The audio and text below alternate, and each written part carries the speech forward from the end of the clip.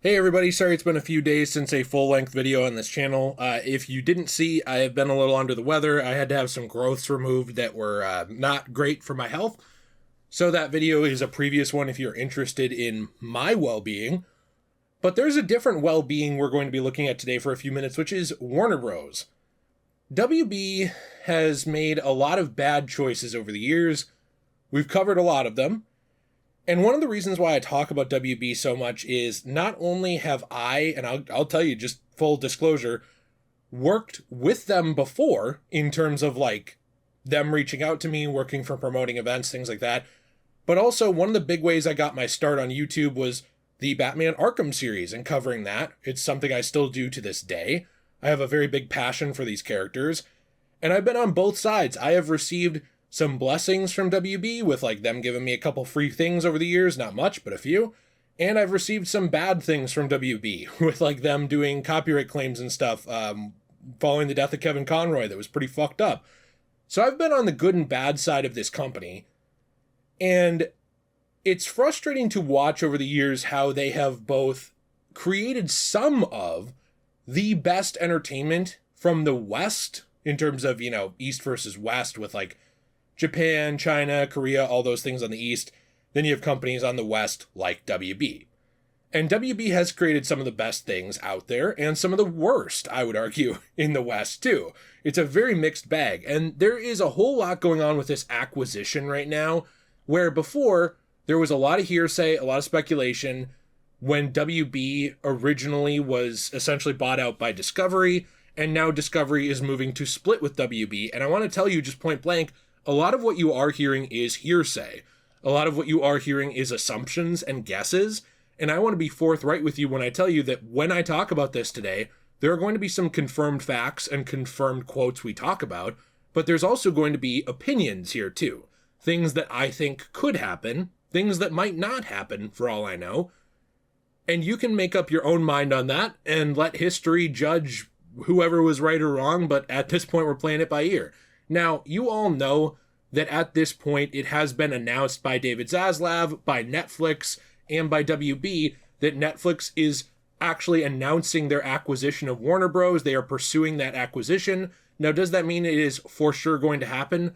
Technically not yet. There's like an 18-month period where they have to go through a bunch of hoops, things like that, kind of like when Activision ended up with Xbox. But in general, it's probably going to happen.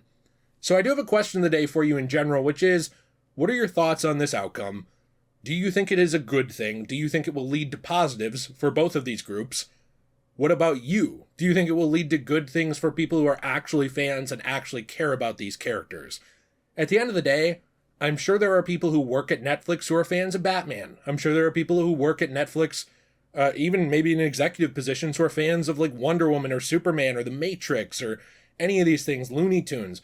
But something we saw with Discovery is that there's also a lot of people who come in, they buy up your brand, and then they don't really know what to do with it, or they don't want to do anything with it in some cases. Like, for example, how Looney Tunes has been treated by WB under the Discovery banner, where it even had to have its films actually distributed by another company because WB Discovery wasn't willing to do it. So with Netflix, I personally don't trust them, and I'm going to tell you why. But in general, I don't think they have a good history with how they treat their own intellectual properties or how they treat adaptations that they're given the keys to actually distributing. Now, in general, Netflix put out this whole thing. A lot of it is a big PR move / PR piece that essentially just talks about why this is a good thing, saying that they announced their acquisition of it. They'll define the next century of storytelling. They'll create incredible, extraordinary entertainment.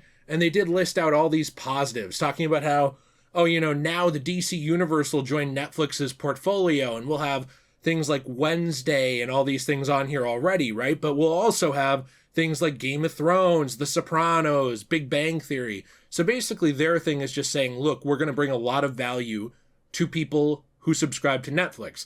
Now, what they don't tell you here is that even though they point out more value for shareholders, more opportunities for creatives, all these things, a lot of Netflix shows over the years have been canceled as soon as they don't do gangbuster numbers. Other ones have been greenlit that make no sense at all. There have been so many things distributed through or funded by Netflix that are terrible adaptations of their source material, to the point where, you'll see like the meme, like the anime, the manga, the Netflix adaptation. Like, people know that they can't trust Netflix to adapt things and do their own thing. So right there, that's already a worry for people, right? And also the fact that at the end of the day, I believe they're paying something like $86 billion if this goes through, which means that cost will be passed off to you if you are a subscriber of Netflix. I mean, that's just how it works. We see it with tariffs, we see it with all these things. When it comes to actually paying costs, all companies are like this. I truly believe this. If they can pass a cost off to a consumer, off to a fan, off to a whatever, they will do that. If they can fire people over a executive taking any kind of percentage of a pay decrease, they will do that, right? They always pass the buck off. They always pass off the cost or pass off the consequences to someone else. So when they're talking about, paying $86 billion supposedly for this entire acquisition, you're going to pay for that.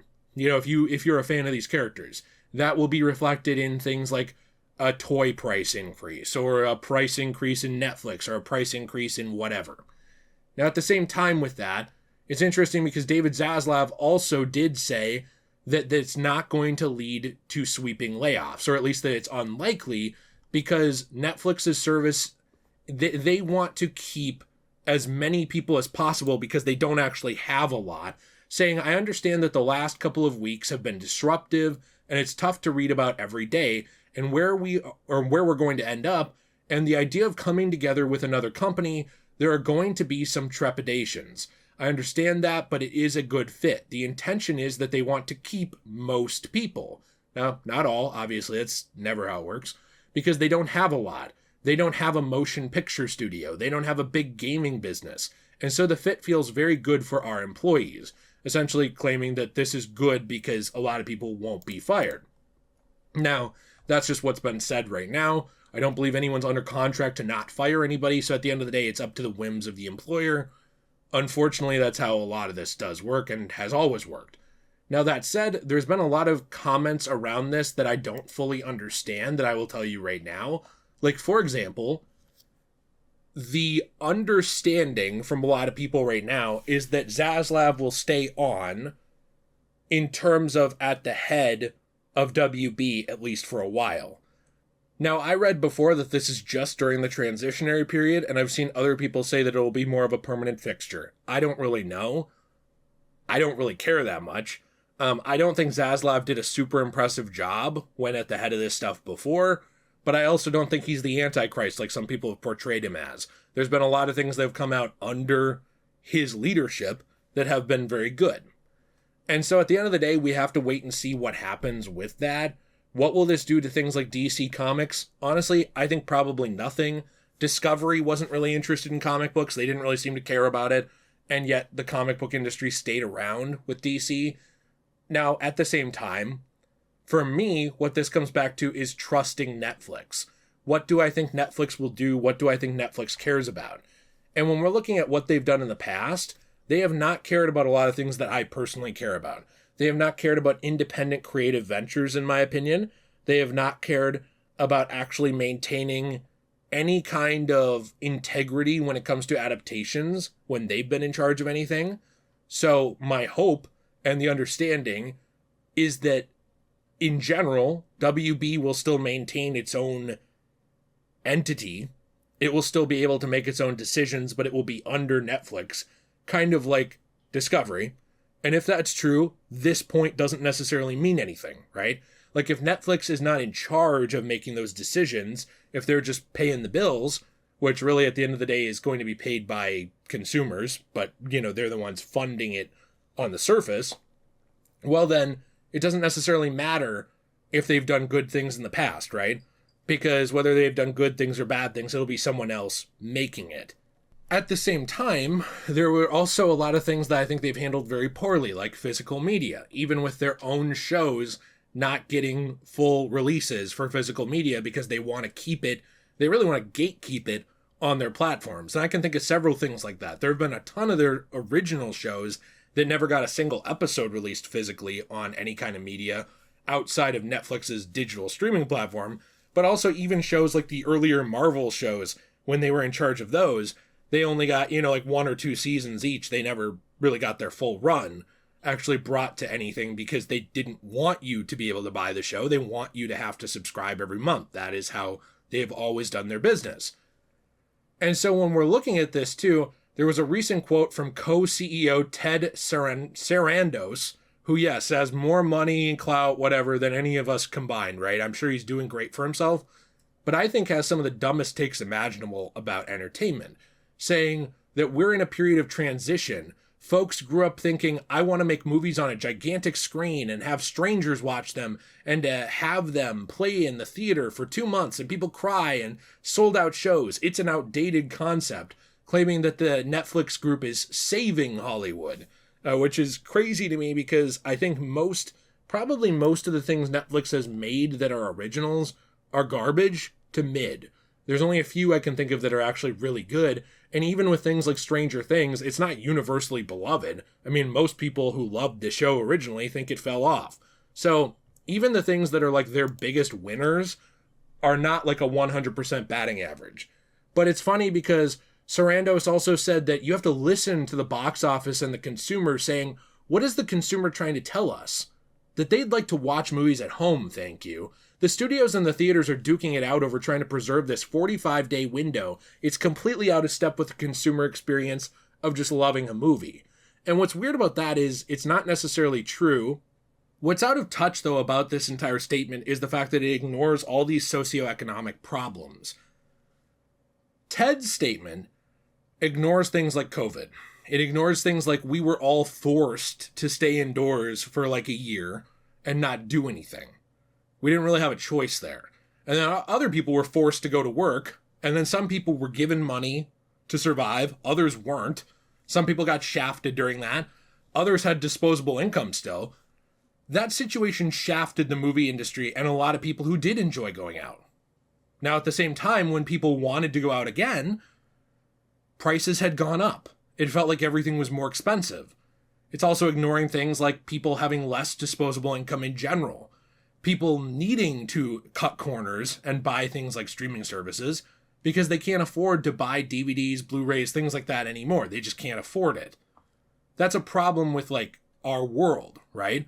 Well, Ted's statement doesn't take into account things like that. It doesn't take into account the fact that people are floating 50-year mortgage rates nowadays in order to afford a home. Ted's statement is completely out of touch of just with the fact that our economy is just bonkers right now. And that a lot of people are very, very mad about it and feel very, very mistreated. And so it's not that they don't want to go to the theater. It's not that they don't ever want to support anything. It's not that they never want to go to a concert or they never want to buy a video game or any of these things. A lot of people literally cannot. Or they have to be very selective with what they buy. And like Walmart or other companies in the past have done, even Amazon has done, when big companies get involved in these things and they see those patterns, what they do is they come in, they undercut the going rate for everything, they charge less, they get you in the door, they get you hooked on them, and then you're just paying for them, and then the prices go up. We've seen it with all these streaming services. Disney Plus, how cheap did it start? How much is it now? It's had price increases. Netflix, how cheap did it start? How much is it now? It's had price increases. And a lot of those price increases are to pay for shows that are trash, the things you don't want, things that you'll never use on their platform, even if you're subscribed to them. I don't trust Netflix to manage things. I don't trust their outlook of the movie industry. Like, I would love to go to more movies, but I'm not making very much money right now. I'm struggling. So I can't afford to go to all these movies. I can't afford to buy tons of video games for $70 a pop. I just can't afford that. It doesn't mean I don't want to. It means that we've created a world where people like Ted can rake in millions of dollars and pose in a fancy suit and spout mumbo jumbo when they, to my knowledge, have never actually worked on creating films. He's an executive. So these business people can go and shout all this shit about shareholders, what consumers want, all these things, but they don't actually create. And at the end of the day, why should I care what he thinks? Well, the reason I care is because he has pull, because these people have pull, and they're buying one of the most influential entertainment companies over the last century of Western entertainment. So it does matter what Ted has to say. It does matter what Netflix thinks about the movie theater being outdated. It does matter that they don't care about physical media. These things do matter because what they're doing is they're creating an ecosystem that going into the future is going to set precedent for other companies that look at them, that look at their success and say, oh, they're right. You're just a bunch of morons. You watching this video, you're an idiot. That's what they're going to think. You're an idiot, or you're poor, stupid poor trash. You can't afford anything, people like me. Well, you know what? Maybe you should just shut up and spend $20 a month on Netflix when the price goes up, or $30 a month, or whatever. Because, hey, guess what? You can pay $30 a month for Netflix, but it's not as much as having to go buy Blu-rays. I mean, that's $30 a movie, so shut up and take it, you know? That's really what it comes down to. It's why I don't trust them. Now, people are going and saying, oh, well, at least it's not Paramount because of MAGA stuff, or at least it's not this group because of this. You know, regardless of who it was, I probably would have had something negative to say, but Netflix is one of the worst groups about media preservation, one of the worst groups about physical media, one of the worst groups about how they've treated the movie theater industry. All these things are bad to me. I'm not really seeing a lot of positives. The only positives I've seen is that for the most part, WB seems like it will be allowed to create and make its own creative choices, and at the end of the day, that's good. And that they will keep most of their employees, who I don't think deserve to lose their jobs just because of a decade of mismanagement from multiple parties. That's good. But like from the side of being a fan of these things, liking these things, when you have people like that in charge, I highly disagree with people like that. I think they're looking at these things from the position of a business person, not an art preservationist, not someone who appreciates art, not someone who creates art on their own, but somebody who creates money, creates jobs. Is there need for those people in our system? Yes, but I don't necessarily care what they think about entertainment and all these things, except for the fact that they have sway over it. I don't necessarily think they're right. And at the end of the day, that's my problem with all of this, is that we have had decades of people at the top making these choices who don't actually know much about the medium that they're working with. They know about business, but they don't know about that thing. And, you know, to kind of close it, have you ever worked at a job, especially retail, and you have managers who just kind of stand around? And I'm not saying that like from a petty point of view. I mean, like genuinely, they just kind of boss people around. They tell people what to do. They understand the business side somewhat, but they kind of got in there through school or through some other means, right? They knew somebody, things like that. Like when I worked at Target, this was a genuine problem. We'd have a lot of managers, or team leads as they called them, who went to school, got a few-year degree in management. Then they came in, they had never worked a day of retail in their life. They had never worked in any kind of Target or anything like that. And then they start working there as a manager. Have you ever had a manager like that?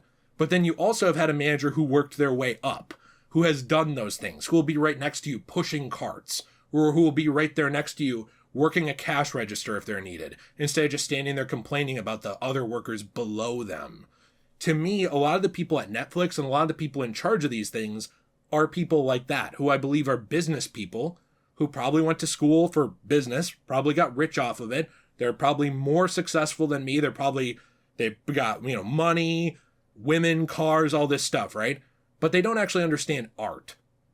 That's my problem with these decisions, and it's why I really think in general, our world should be much more skeptical of these big mergers. All of them, by the way, not just select ones, all of them. If there's a merger over $10 billion, there should be serious government eyes on it. There should be serious consumer eyes on it. It shouldn't just be something that floats through so easily over and over again. That's why these antitrust laws were made, and nobody cares to enforce them anymore. Nobody gives a shit. It's really unfortunate. I don't know. I'm interested to hear your thoughts down below. At the end of the day, is guys like Ted Sarandos, are they like, the World War II leader of Germany? No, absolutely not. I don't think he's like just this inherently evil garbage person. I'm just saying I think these people are in touch with business, but they're out of touch with the actual artistic medium that they're handling. If you enjoyed this video, you want to leave a like, subscribe, support this channel, there's a lot of ways to do that, including clicking the hype button, all that stuff. And we do have our own store, cosmobunny.shop, where you can use code DJAY123 For 10% off your first purchase, coasters, keychains, trays, and more, we really do believe in art preservation. So what we do is we take old damaged books like comics, manga, all this stuff that can't be sold, we turn it into something new, creative, and transformative for your home, and recycle the rest. So that is made out of resin and recycled paper. Like I said, code DJAY123 for 10% off your first purchase. Hope you have a fantastic day, and as always, everyone, stay shui.